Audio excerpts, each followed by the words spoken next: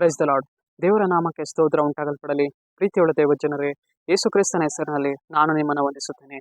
ಕೀರ್ತನೆಗಳು 33ನೇ ಅಧ್ಯಾಯ 20ನೇ ವಚನದಲ್ಲಿ ವಾಕ್ಯ ಈ ರೀತಿಯಾಗಿ ಬರೆಯಲ್ಪಟ್ಟಿದೆ. ನನ್ನ ಮನಸ್ಸು ಯೆಹೋವನಿಗೋಸ್ಕರ ಕಾದಿದೆ, ನಮ್ಮ ಸಹಾಯವು ಗುರಾಣಿಯು ಆತನೇ ಎಂದು ವಚನ ಬರೆಯಲ್ಪಟ್ಟಿದೆ. ಅಂದರೆ ಪ್ರೀತಿಯುಳ್ಳ ದೇವ ಜನರೇ, ನಮ್ಮ ಮನಸ್ಸು ಇವತ್ತು ದೇವರಿಗಾಗಿ ಕಾಯ್ದುಕೊಳ್ಳಬೇಕು.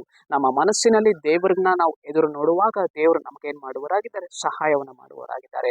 ಗುರಾಣಿಯನ್ನು ಹಿಡಿದು ನಮ್ಮನ್ನ ನಡೆಸುವವರಾಗಿದ್ದಾರೆ. ನಮ್ಮ ಮನಸ್ಸುಗಳಲ್ಲಿ ದೇವರಿಗೆ ಸ್ಥಳವನ್ನ ಕೊಡುವಾಗ ಆತನು ನಮ್ಮ ಜೀವಿತಗಳಲ್ಲಿ ವಿಶೇಷವಾದ ಒಂದು ಪಾತ್ರವನ್ನು ವಹಿಸಿ ಕರ್ತನು ನಮ್ಮನ್ನು ಏನ್ ಮಾಡುವರಾಗಿದ್ದಾರೆ? ಕೈ ಹಿಡಿದು ನಡೆಸುವವರಾಗಿದ್ದಾರೆ. ನನ್ನ ಮಗನಿಗೆ ನಾನು ಸಹಾಯವನ್ನು ಮಾಡಬೇಕು, ನನ್ನ ಮಗಳಿಗೆ ನಾನು ಸಹಾಯವನ್ನು ಮಾಡಬೇಕು, ಗುರಾಣಿಯನ್ನು ಹಿಡಿದು ನಡೆಸಬೇಕು ಎಂದು ದೇವರು ನಮ್ಮ ನಡೆಸುವವರಾಗಿದ್ದಾರೆ.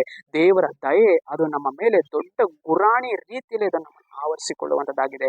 ದೇವರ ಸಹಾಯ ಪ್ರತಿ ದಿನವೂ ನಮಗೆ ಏನ್ ಮಾಡುವಂಥದ್ದಾಗಿದೆ? ಅದು ಒದಗಿ ಬರುವಂಥದ್ದಾಗಿದೆ.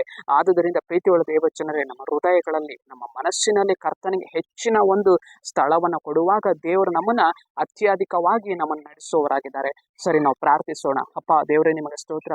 ಈ ವಾಕ್ಯ ಭಾಗ ಸಂದೇಶವನ್ನ ನೋಡ್ತಾ ಇರುವ ಜನಗಳನ್ನು ನೀನು ಮುಟ್ಟು ದೇವರೇ, ನೀನು ಅವರ ಜೀವಿತಗಳಲ್ಲಿ ಅಪ್ಪ ಕ್ರಿಯೆ ಮಾಡಿ, ಅಪ್ಪ ಅವರ ಮನಸ್ಸುಗಳಲ್ಲಿ ನೀನು ಕ್ರಿಯೆ ಮಾಡಿ ಸಹಾಯವನ್ನು ಗುರಾಣಿಯಾಗಿದ್ದು ನೀನು ನಡೆಸು. ನಿಮ್ಮ ನಾಮಕ್ಕೆ ಸ್ತೋತ್ರ ಕರ್ತನೆ. ನಜರೇತಿನ ಯೇಸುವಿನ ನಾಮದಲ್ಲಿ ತಂದೆಯೇ, ಆಮೇನ್.